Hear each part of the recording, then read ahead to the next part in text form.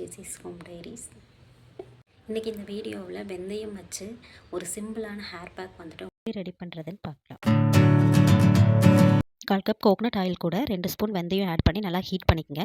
Heat பண்ணிவிட்டு அந்த ஆயிலை வந்துட்டு நீங்கள் ரெகுலராக ஹெட் மசாஜ் பண்ணிட்டு 2 ஹவர்ஸ் கழிஞ்சு அதை வாஷ் பண்ணிடுங்க. ஹேர் ஃபாலும் வந்துட்டு கம்மியாகும், ஹேர் க்ரோத்துமே ரெடியூஸ் ஆகும்.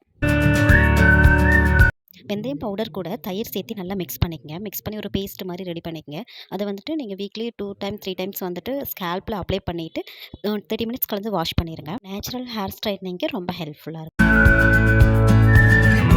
வெந்தயம் எடுத்துகிட்டு ஃபஸ்ட்டு நாளே ஊற வச்சுருங்க. அது கூட வந்து செம்பருத்தி பூவும் அதோட இதழும் சேர்த்து நல்லா பேஸ்ட் மாதிரி வந்துட்டு கிரைண்ட் பண்ணிக்கோங்க. கிரைண்ட் பண்ணிவிட்டு அதை வந்து ஹேருக்கு யூஸ் பண்ணிட்டு வந்தீங்கன்னா நமக்கு நல்ல ஒரு ஹேர் க்ரோத்துக்கு வந்து ஹெல்ப்ஃபுல்லாக இருக்கும். வீக்லி வந்துட்டு 2 டைம்ஸ் நீங்கள் இதை ட்ரை பண்ணி பாருங்கள். 2 டேபிள் ஸ்பூன் வெந்தயம் எடுத்துக்கோங்க. அதை வந்துட்டு ஃபஸ்ட்டு டேவே வந்துட்டு நல்லா ஊற வச்சுக்கோங்க. ஊற வச்சுட்டு அந்த தண்ணி இருக்குது இல்லைங்களா, ஊற வச்ச தண்ணி ஒரு சின்ன பாட்டிலில் வந்து ஸ்டோர் பண்ணி வச்சுக்கோங்க.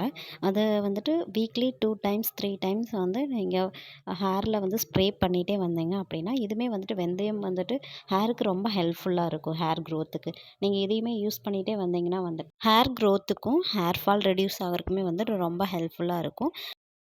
இந்த வீடியோ பிடிச்சிருந்துச்சி அப்படின்னா வந்துட்டு லைக் பண்ணுங்கள், ஷேர் பண்ணுங்கள், சப்ஸ்கிரைப் பண்ணி சப்போர்ட் பண்ணுங்கள்.